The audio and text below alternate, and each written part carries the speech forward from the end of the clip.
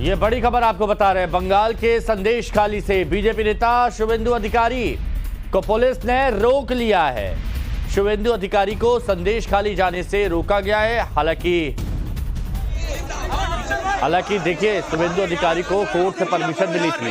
धारा 144 का हवाला दिया गया था बंगाल सरकार की तरफ से। शुवेंदु अधिकारी हाईकोर्ट गए और हाईकोर्ट की तरफ से धारा 144 हटा दी गई थी।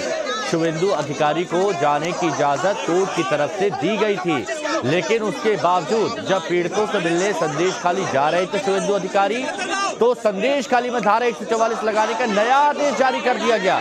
कोलकाता हाईकोर्ट ने शुवेंदु को दौरे की इजाजत दी थी, लेकिन इस बात को समझिए आप कि बंगाल में हो क्या रहा है। कोर्ट से ऊपर खुद को बंगाल सरकार समझ रही है।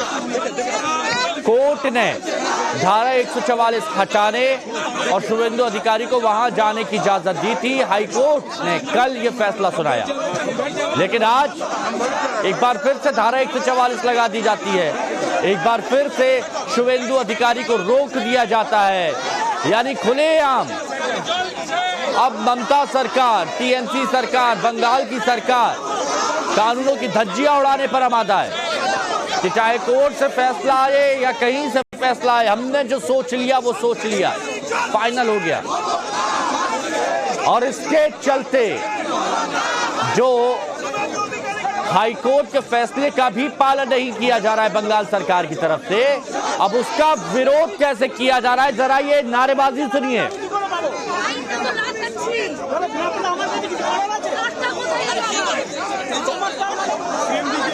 ये शुवेंदु अधिकारी हैं।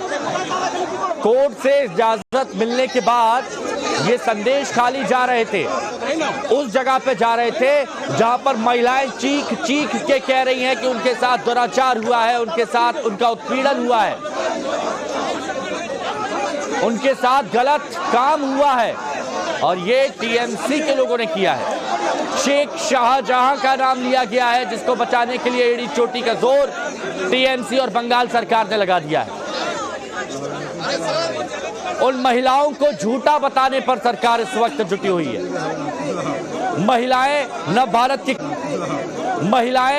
भारत के कैमरे पर आकर अपना दर्द, अपनी पीड़ा को बयां कर रही हैं।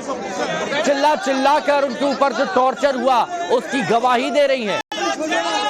संदेशखाली के एक हालात को देश और दुनिया के सामने रख रही है, और ये सुनते हैं जब किस तरह से इनका उत्पीड़न किया गया तो रोंगटे खड़े हो जाते हैं, सहम जाते हैं लोग कि महिला इतने सालों से, 10 से 12 सालों से उत्पीड़न झेल रही थी।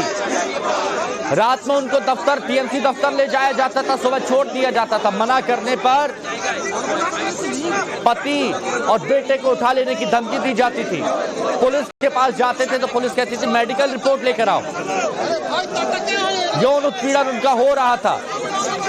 रेप, शोषण, उत्पीड़न, धमकी, ये सब अत्याचारों के ऊपर हो रहा था। जब ये मुद्दा उठा, शेख शाहजहां फरार है, कहां है किसी को नहीं पता। उसको बचाने के लिए बंगाल सरकार आ गई। हाईकोर्ट ने मामले का संज्ञान लिया। धारा 144 हटा के शुवेंदु अधिकारी को जाने की इजाजत मिली, लेकिन शुवेंदु अधिकारी को फिर से रोक लिया गया। सुनिए नारेबाजी।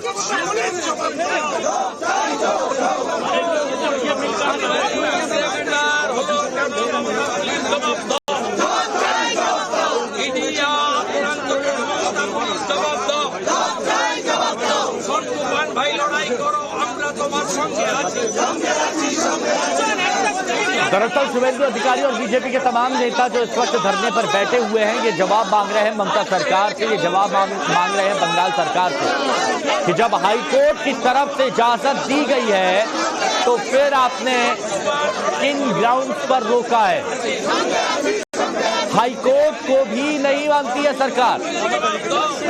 दीदी वर्सेस दादा की जमीन तैयार हो गई है, जमकर प्रहार हो रहा है।